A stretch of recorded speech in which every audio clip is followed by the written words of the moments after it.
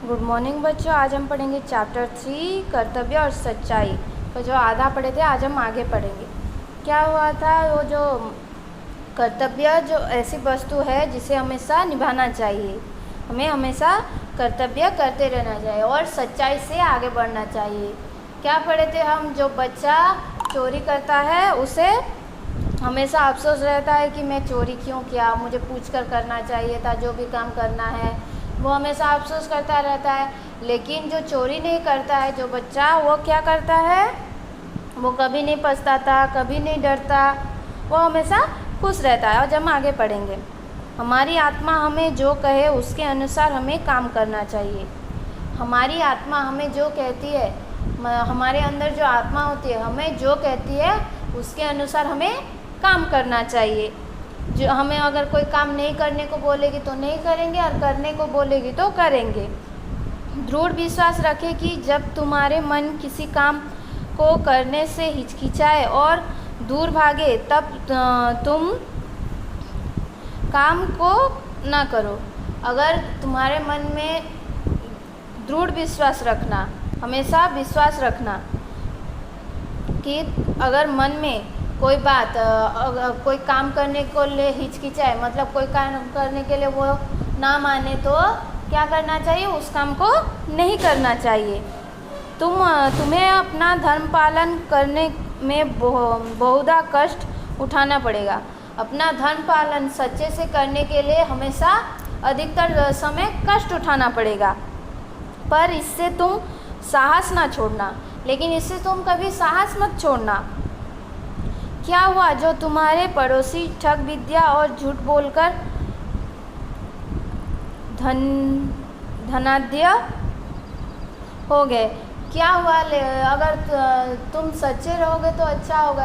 अगर क्या हुआ, तुम्हारे पड़ोसी ठग विद्या कर कर, चोरी कर कर की और भी कुछ कर कर, झूठ बोलकर धनी हो गए। तुम यूँ ही रहना, तुम जैसे हो वैसे ही रहना, हमेशा सच्चाई बोलना, तो लोग तुम्हारी प्रशंसा करेंगे।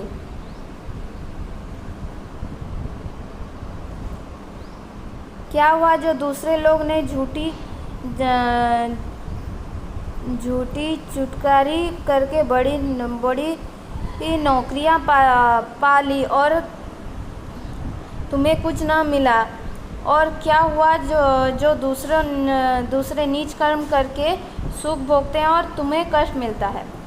क्या हुआ, तुम अगर दूसरे लोग अगर बहुत झूठ बोलकर बहुत बड़ी नौकरियां पा ली और तुम्हें कुछ नहीं मिला। क्या हुआ, दूसरे लोग बहुत सारे गंदे काम करके आगे बढ़ गए, तुम्हें कुछ नहीं मिला, तो इससे दुखी नहीं होना चाहिए। तुम्हें अपने कर्तव्य धर्म को कभी ना छोड़ो। तुम अपने कर्तव्य और धर्म को कभी ना छोड़ो, इससे ही तुम आगे जो है बढ़ पाओगे। लोग तुम्हें अच्छे नज़र से देखेंगे। इससे बढ़कर संतोष और आनंद क्या हो सकता है। अगर तुम किसी को झूठ नहीं बोलोगे, किसी से कुछ हमेशा सच बोलोगे, किसी से ठगोगे नहीं, किसी से कुछ ऐसे करोगे नहीं कि जिससे तुम्हें लोग ख़राब नज़र से देखे, तो तुम्हारे मन ही मन में संतोष होगा कि नहीं, तुम अच्छे काम कर रहे हो, तुम सच्चाई में हो, तुम्हें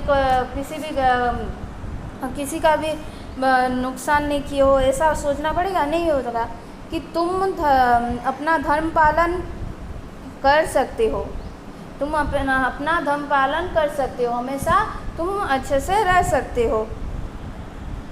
हम लोग का जीवन सदा अनेक कार्यों से जुटा रहता है। हम लोग का जीवन क्या होता है, चारों तरफ अनेक कार्यों से जुटा रहता है, बहुत सारे कार्य होते हैं।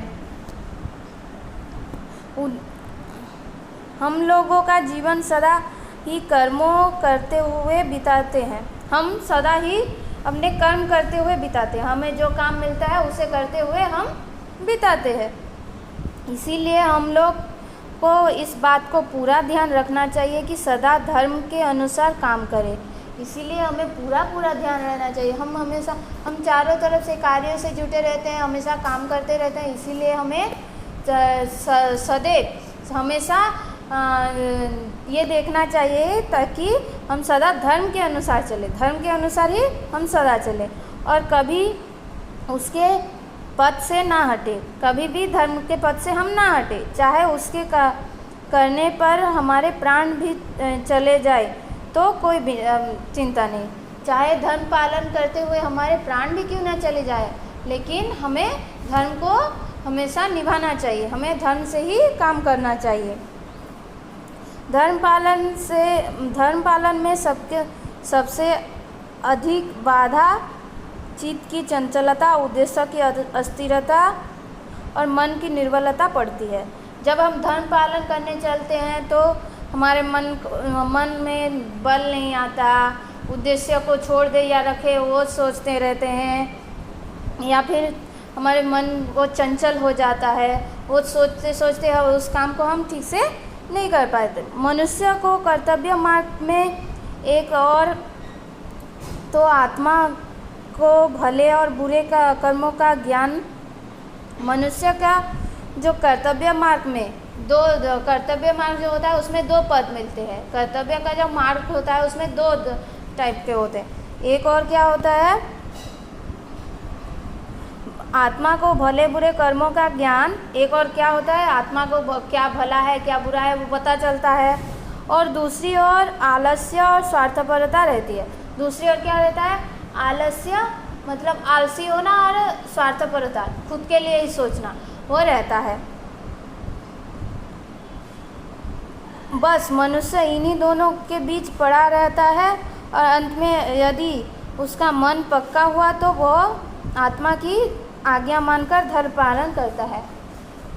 मनुष्य क्या होता है, इन्हीं दो चीज़ों के बीच, आलस्य और स्वार्थपरता के बीच फंस कर पड़ा रहता है। और अगर उसका मन पक्का हुआ कि मैं ये करूँगा, उस सोच कर करूँगा नहीं करूँगा, सोच कर अगर उसका मन पक्का हो गया कि मैं ये करूँगा तो तब करता है, नहीं तो उस काम को छोड़ देता है।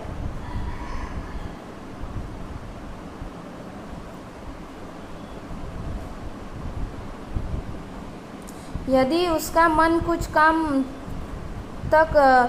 काल तक दुविधा में पड़ा रहा तो स्वार्थपरता निश्चित ही उसे घेरेगी।